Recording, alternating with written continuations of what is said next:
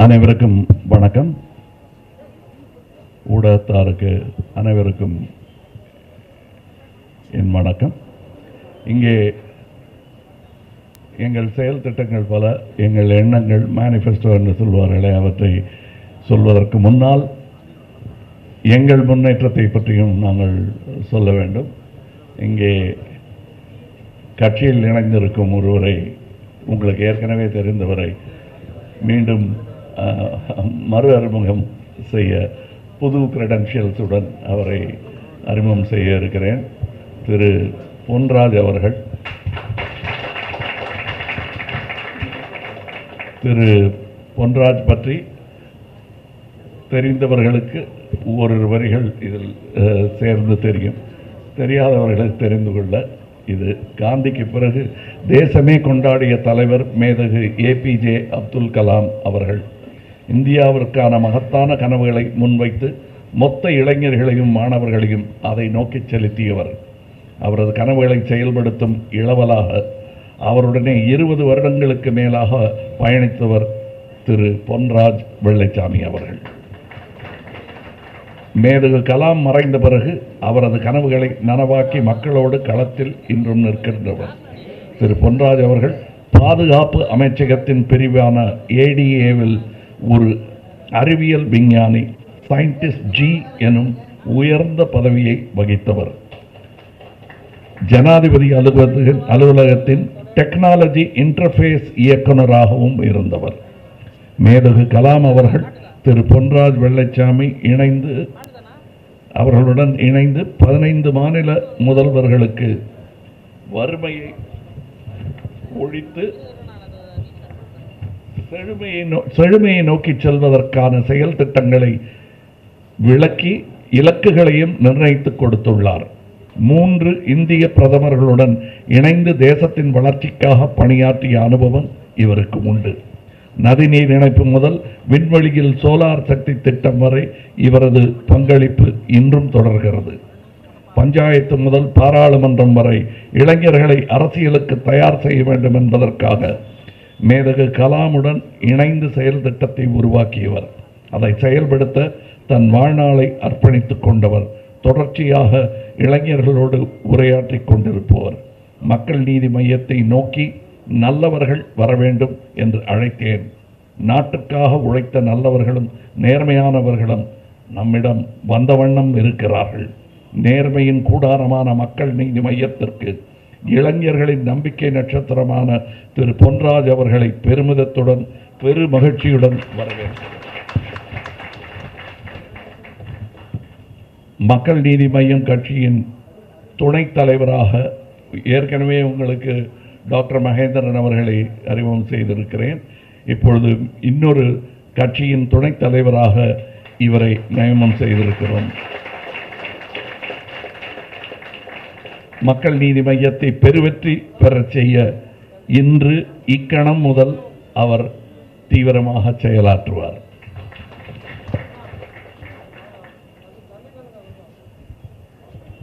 இந்த மேனிஃபெஸ்டோ இருக்குங்களா பேப்பர்? சரி, இங்கே சில அதில்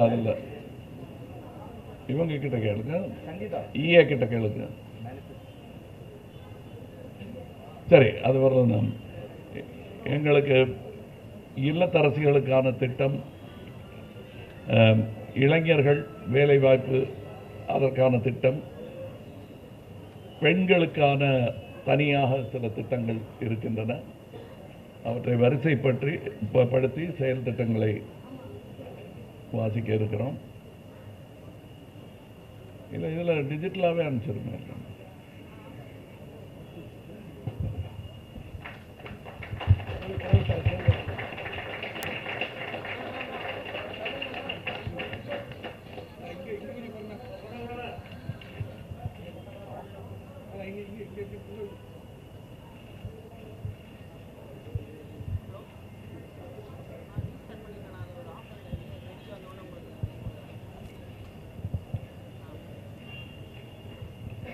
எங்கேயோ ஐயா கலாம் அவர்கள் பெயரில் என்னுடைய பெயர் ஸ்பெல்லிங்கும் ஒட்டி கொண்டிருக்கிறது. அதில் எனக்கு பெருமைதான். அதே லெட்டர்ஸ் தான், மாற்றி போட்டால் என் பேர் கூட வரும். வருதுங்களா? கொண்டு வராங்க. ஏன்னா அவங்க கொஸ்டின் ஆன்சருக்கு முன்னாடி அதை படிச்சுட்டா பிரயோஜனமாக இருக்கும்.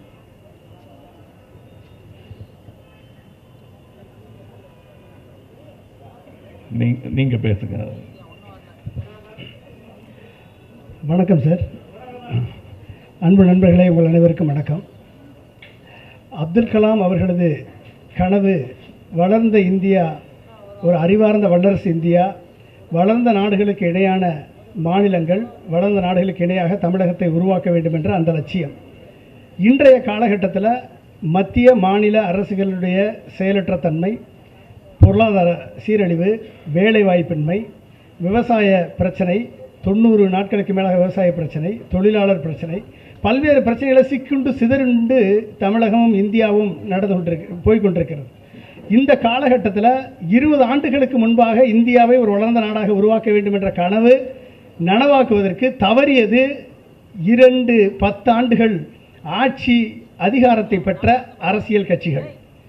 இந்த காலகட்டத்தில் அப்துல் கலாமின் அறிவார்ந்த அரசியல் காலத்தின் கட்டாயம், அந்த காலத்தின் கட்டாயம் அப்துல் கலாம் அவர் விதைக்கப்பட்ட பொழுது அதோடு மறந்துட்டாங்க. பிறந்த நாள், இறந்த நாள், இந்த 2 நாளைக்கு தான் அவங்க நினைவுபடுத்துவார்கள். இன்றைக்கு அப்துல் கலாம் அவர்களது கனவை நனவாக்குவதற்கு யார் தயாராக இருந்தாலும் சரி, அவர்களோடு கைகோர்த்து பயணிப்பேன் என்று அவர் விதைக்கப்பட்ட நாளிலிருந்து நான் தொடர்ந்து சொல்லிக் கொண்டு வருகிறேன். ஏனென்றால் அதற்கு முன்பே பல்வேறு 15 சட்டமன்றங்கள், பாராளுமன்றங்கள், இத்தனையும் அப்துல் கலாம் அவர்கள் கனவை அவரோடு இணைந்து பணியாற்றினேன். அவர் மறைவுக்கு பின்பாக அவரது கனவை நனவாக்குவதற்கு நானும் தொடர்ந்து மக்கள் மத்தியிலும் சரி, ஊடகங்கள் மத்தியிலும் சரி, பல்வேறு பிரச்சனைகள் வரும் பொழுது அப்துல் கலாமின் கனவை அவர் என்ன நினைத்தார் என்பதை நினைவுபடுத்தி கொண்டே வந்திருக்கிறேன். அப்துல் கலாம் லட்சிய இந்தியா இயக்கத்தை நிறுவினோம். என்னை அதை பார்த்து அப்துல் கலாம் லட்சிய இந்தியா கட்சியை உருவாக்க வேண்டும் என்று இளைஞர்கள் சேர்ந்து உருவாக்கினாங்க. அதை இன்னைக்கு வரைக்கும் ரிஜிஸ்டர் கூட பண்ண விடாமல் மத்திய பிஜேபி அரசு தடுத்து விட்டது. இன்றைக்கு வரைக்கும் ரிஜிஸ்டர் பண்ண முடியல.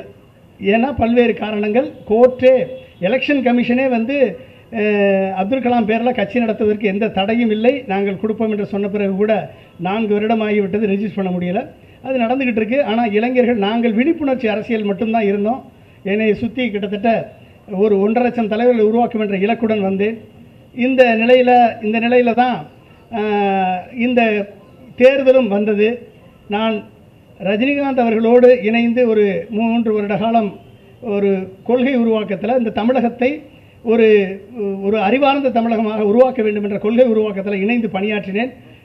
அவரது உடல்நிலை காரணமாக அவர் வர இயலாமல் போய்விட்டது. அந்த சூழலிலே திரு பத்மபூஷன் கமலஹாசன் அவர்கள் நீங்கள் வர வேண்டும் என்று அவர் விடுத்த அழைப்பு அத்துணை இளைஞர்களுக்கும் விடுத்தார். அத்துணை மாற்றத்திற்காக களத்திலே போராடி தொடர்ந்து உழைத்து கொண்டிருக்கக்கூடிய அத்துணை இளைஞர்களுக்கும், என்ஜிஓக்களுக்கும், சின்ன சின்ன கட்சிகளுக்கும் அவர் அழைப்பு விடுத்தார். எனக்கும் அவர் அழைப்பு விடுத்தார். அவரோடு இணைந்து நீங்கள் வாங்க, நான் பிளாட்ஃபார்ம் கிரியேட் பண்ணி வச்சுருக்கேன். கலாம் வீட்டில் இருந்தால் நான் கட்சியை தொடங்கினேன். அவரது கனவுகளை நனவாக்க வேண்டும் என்று நான் கனவு கண்டேன். கொச்சின்லேருந்து சென்னைக்கு வரும்பொழுது அப்துல் கலாம் அவர்கள் கமலஹாசன் சார் 2 பேரும் பயணித்து வரும்பொழுது அவர் கலாம் சாரை பார்த்து வணக்கம் செய்த பொழுது அந்த இடத்துலேருந்து நான் பக்கத்தில் எந்திரிச்சு உட்கார சொன்னேன். அவர் 2 பேரும் சென்னை வரும் வரை பேசிக்கொண்டு வந்தார்கள். என்ன பேசினான்னு எனக்கு தெரியாது. வந்த பிறகு அப்துல் கலாம்கிட்ட கேட்டேன், என்ன சார் பேசினார் அப்படின்னு. அவர் அரசியலுக்கு வர சொல்லியிருக்கேன் அப்படின்னாரு. அதுக்கப்புறமும் அவர் வரல. ஆனால் இந்த தமிழகத்தினுடைய சீரழிந்த நிலையை எண்ணி சீரமைப்போம் தமிழகத்தை என்று அவர் அரசியலுக்கு வந்திருக்கிறார்.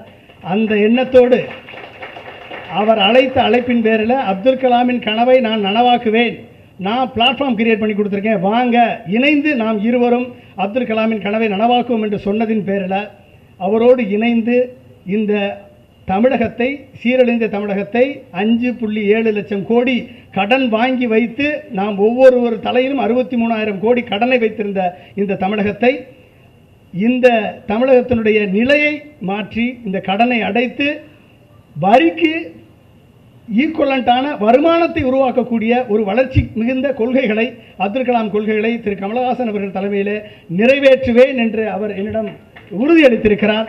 கண்டிப்பாக அவரோடு இணைந்து பணியாற்றி 50 ஆண்டுகளுக்கு முன்பாக 60 ஆண்டு சுதந்திரம் வாங்க காலகட்டத்தில் சமத்துவம் பிரச்சனை, சமூக நீதி பிறந்தது.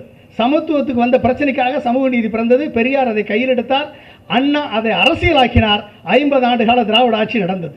இன்றைக்கு அடுத்த தலைமுறைக்கு அடுத்த 30 ஆண்டுகளுக்கு ஒரு அருமையான, ஒரு வளமான நாடுகளுக்கு இணையான நாடாக உருவாக்கக்கூடிய ஒரு கொள்கையை, ஒரு அறிவார்ந்த அரசியலை முன்னெடுக்க வேண்டும் என்று சொன்னால் அது அப்துல் கலாமின் கொள்கையை முன்னெடுக்க வேண்டும்.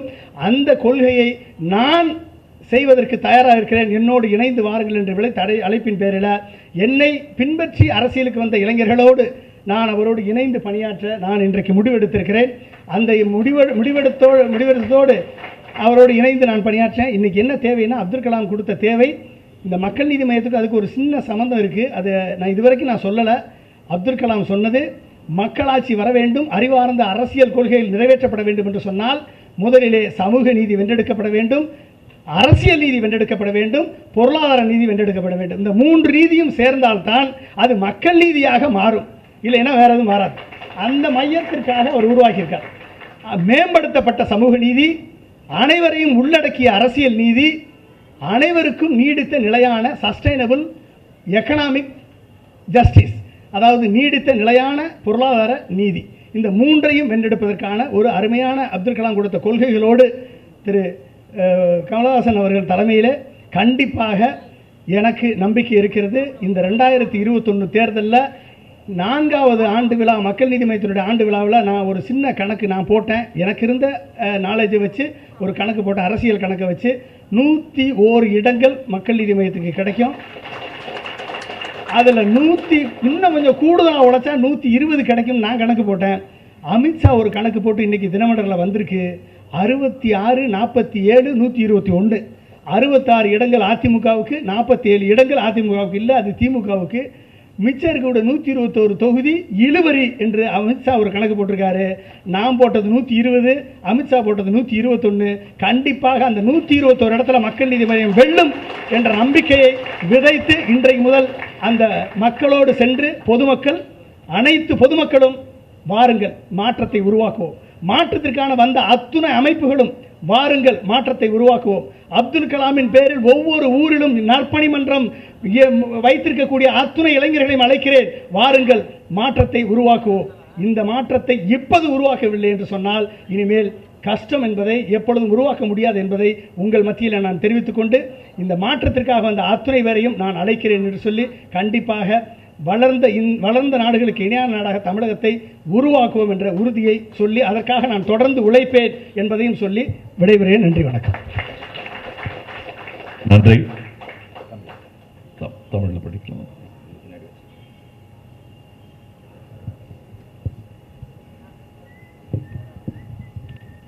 இங்கிலீஷ்ல படிச்சுட்டு தமிழில் படிக்கலாம். ஏன்னா சில டெக்னிக்கல் வேர்ட்ஸ் எல்லாம்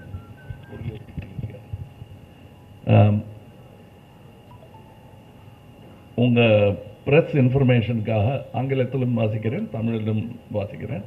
ஏன்னா சில பெயர்களை தமிழாக்கம் பண்ணும்போது எதுவும் குழப்பங்கள் வந்துடக்கூடாதுங்கிறதுக்காக ஆங்கிலத்தில் வாசிக்கிறேன். இருக்கும் இயக்கங்கள் அவை.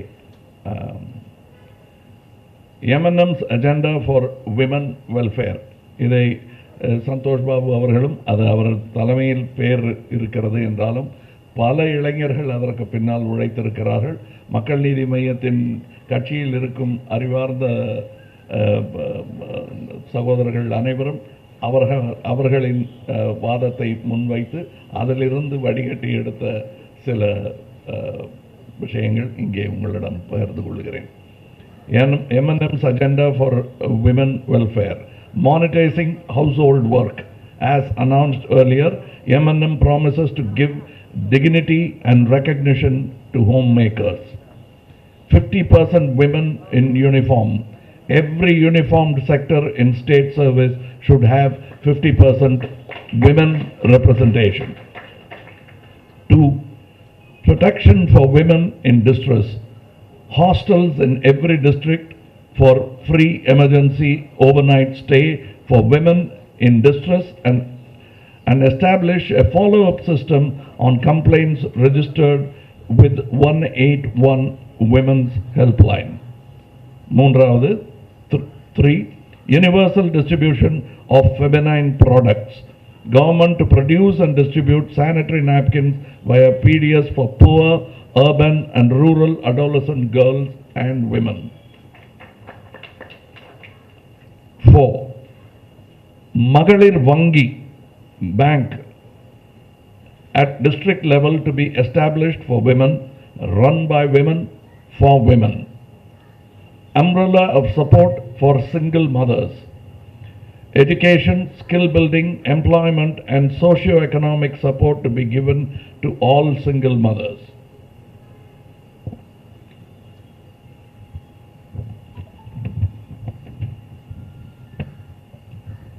Personal care spaces. Government in collaboration with NGOs will provide infrastructure in public spaces, bus stops, railway station, etc. for women. 7. Free reproductive health checkups for all women. Government to organize reproductive health checkup once every 6 months.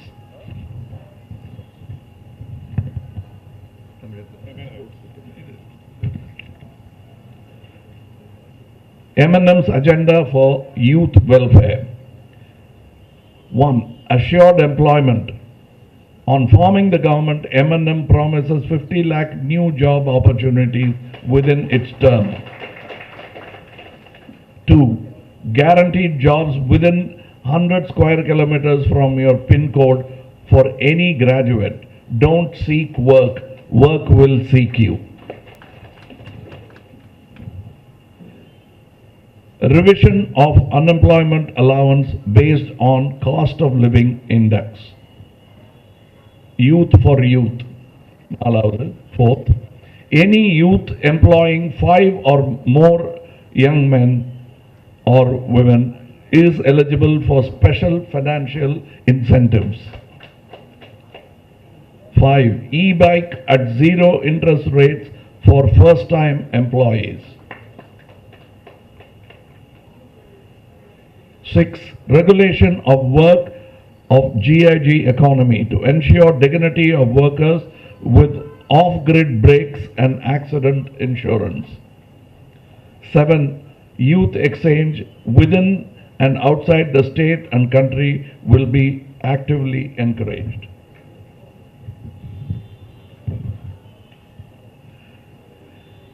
M&M agenda for sports and development. 1. Fit Tamil Nadu movement. To foster discipline, time management and fitness among our people, the M&M government will lead a Fit Tamil Nadu movement starting at schools, colleges and even homes. 2. World-class sports complex at every Panchayat Union level to churn out Olympic and world champions from Tamil Nadu with private-public partnership. 3. Every village panchayat to have a sports facility and also a harmony park. 4. Traditional village sports will be given a fillip. Jallikattu will be made a more humane international spectator sport. 5. Special sports facilities for PWD persons with disabilities. 6. Training facilities for sports persons and trainers on the lines of SAI. 7.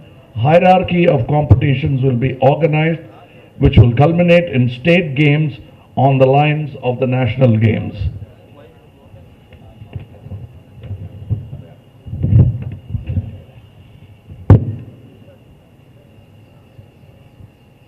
பெண்கள் நல்வாழ்வுக்கான 7 செயல் திட்டங்கள். இல்லத்தரசிகளுக்கும் வருமானம். இல்லத்தரசிகளின் கண்ணியம் காக்கப்படுவது மற்றும் அங்கீகாரம் வழங்கப்படுவதை மக்கள் நீதி மையம் உறுதி செய்யும்.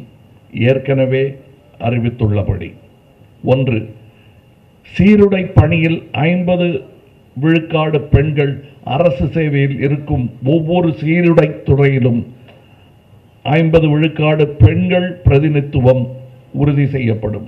சீருடைங்கிறது யூனிஃபார்ம் போட்ட வேலைகள். 2, துன்பத்தில் இருக்கும் பெண்களுக்கு பாதுகாப்பு. துன்பத்தில் இருக்கும் பெண்கள் இரவு நேரங்களில் தங்குவதற்கென்றே அவசர கால இலவச விடுதிகள் ஒவ்வொரு மாவட்டத்திலும் அமைக்கப்படுவதுடன்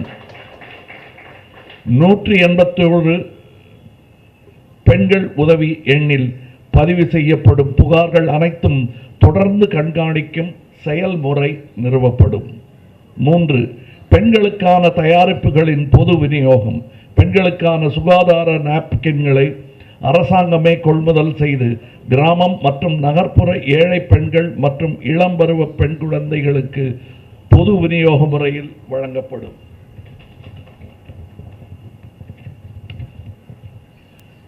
பெண்களுக்கான மாவட்ட அளவிலான மகளிர் வங்கி. பெண்களால் பெண்களுக்காக பெண்களுக்கென்று இயங்கும் மகளிர் வங்கி உருவாக்கப்படும். 5,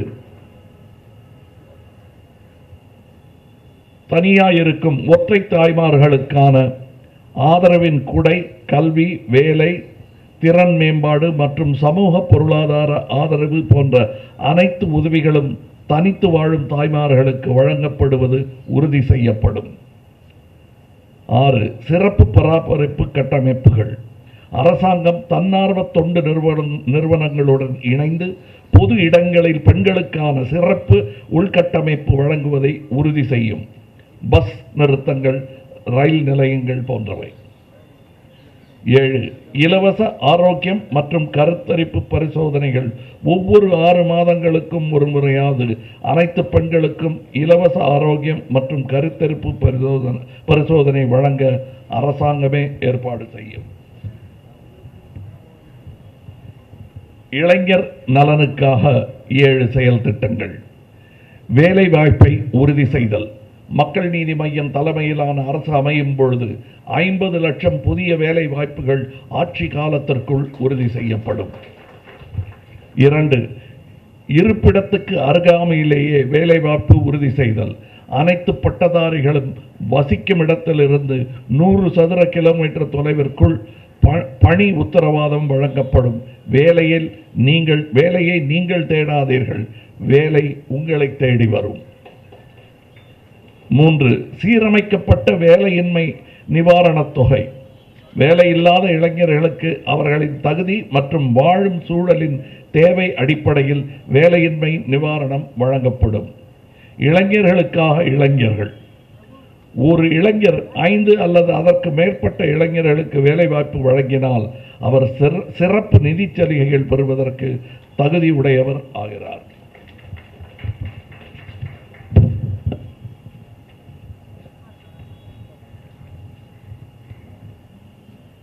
முதல் முறை தொழிலாளர்களுக்கு வட்டியில்லா மின் பைக்குகள் வழங்கப்படும். ஒழுங்குபடுத்தப்பட்ட தற்காலிக ஒப்பந்த வேலை.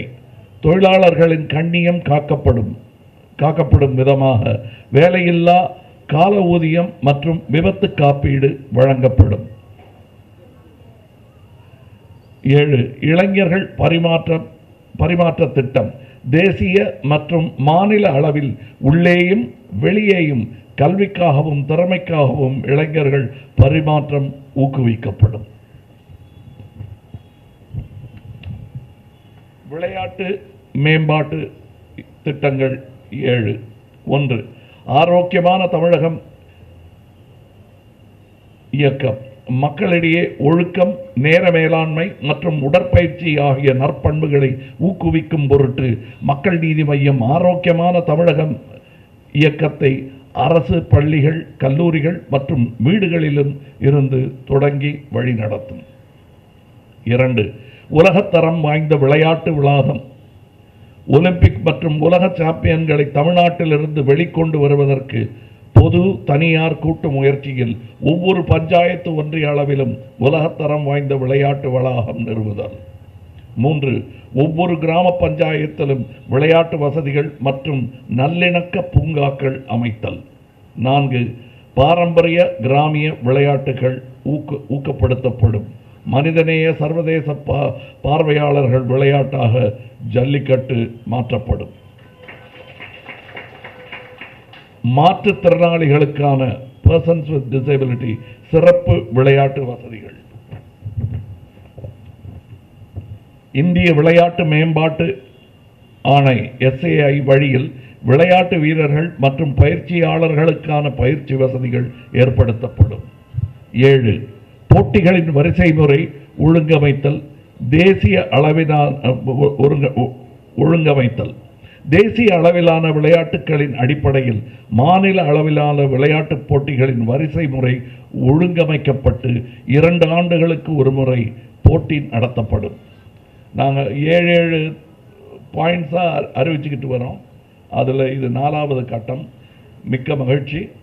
நாங்கள் இப்பொழுது பிரச்சாரத்தை துவங்க இருக்கிறோம். உங்கள் வாழ்த்துக்களுடன் நாங்கள் அதை தொடங்கவிருக்கிறோம்.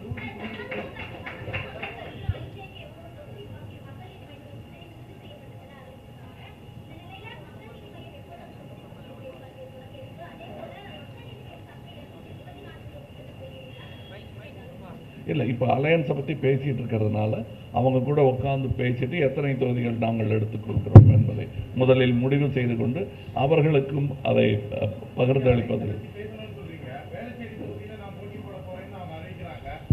ஒவ்வொரு விஷயமா அவங்க அறிவிச்சுட்டே இருக்காங்க. நீங்க உங்ககிட்ட கன்சல்ட் பண்றாங்களா? இல்லை இதெல்லாம் அரசியலில் வழக்கமாக நடக்கிறது தான். ஆர்வத்தின் காரணமாக அது செய்யப்படும். மற்றபடி ஒழுங்கமைக்கப்பட்டு விவாதத்திற்கு பிறகு சீரிய முறையில் அவை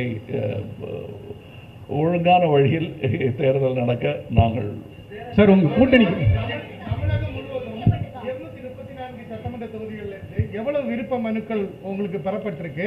நிறைய வந்திருக்கு. இதுல மக்கள் நீதி மையம் சார்பில் போட்டியிடுறதுக்கு ஒரு தொகுதி இப்ப 400-ஐ தாண்டி இருக்கிறது.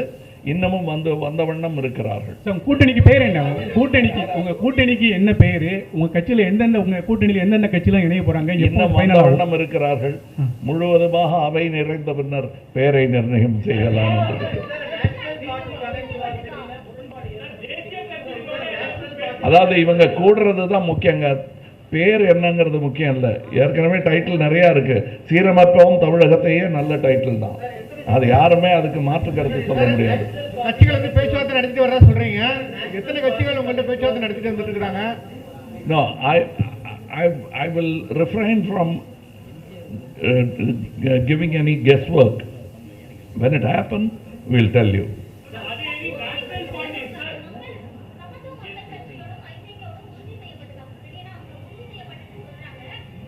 இல்லை, இன்னும் நிறைய பேச்சுவார்த்தைகள் இருக்கின்றன. ஆனால் கைக்குலுக்கி விட்டோம் என்பது உண்மை. இங்க பேசுறாங்க சார் ராமாபுரத்திலிருந்து. அது நாங்க நேரா அவர்கிட்ட கேஜ்ரிவால்ட்டே பேசிடுவேன் சார். நீங்க ராமாபுரத்திலிருந்து இது 1 phone call away. அதனால அது பெரிய பிரச்சனையா வராது.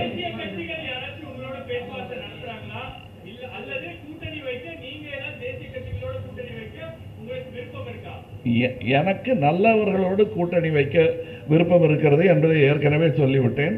இந்த மாற்றத்திற்கு யார் உதவுவார்களோ அவர்களுடனும் கூட்டமைப்பு வைக்க வேண்டிய கடமை இருக்கிறது எங்களுக்கு. அதையும் செய்வோம், ஜாக்கிரதையாக செய்வோம். அது நடக்கும் பொழுது உங்களுக்கு அறிவிக்கப்படும். ராமாபுரத்தில் இன்னைக்கு சார் எம்ஜிஆர் சிலைக்கு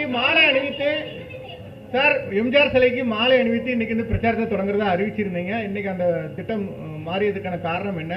ஏதாவது அழுத்தம் இருந்ததுனால மாத்திருக்கீங்களா? இல்லை, பர்மிஷன் போன்ற விஷயங்கள் தான். அது எங்களுக்கு வந்துவிடக்கூடாது என்ற ஆர்வம் பலருக்கும் இருக்கிறது. இந்த எதுவும் பெருமைகள் யாருக்கு இருக்கும்? அதிகாரத்துக்கு தான் இருக்கும். அதிகாரம் யாரிடம் இருக்கிறது? இந்த கணக்கு நான் போட்டு கொடுக்கணுமா உங்களுக்கு? நன்றி, வணக்கம். டைம் ஆயிட்டு இருக்குங்க.